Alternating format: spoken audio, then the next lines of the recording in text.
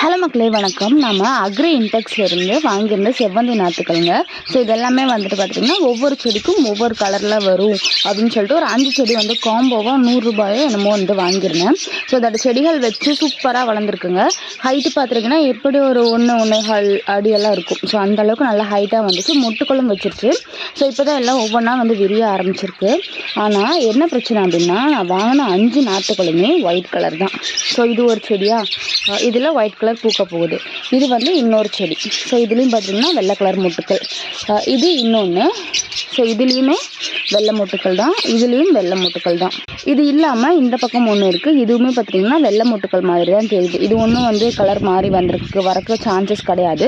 So இது எல்லாமே பார்த்திங்கன்னா வெள்ளை மொட்டுக்கள் தான். ஸோ இந்த செடிகளுமே பார்த்திங்கன்னா கலர் கலராக பெயிண்ட் அடித்து அந்த கிழங்குகள்லாம் விற்பாங்க இல்லையா, பூச்செடிகள் கிழங்குகள் எல்லாம் அவங்கக்கிட்ட வாங்கினது தான். 5 கலர்னு சொல்லி கொடுத்தாங்க. ஆனால் எதுலேயுமே கலர் டிஃப்ரென்ஸ் வரவே இல்லைங்க. ஃபுல்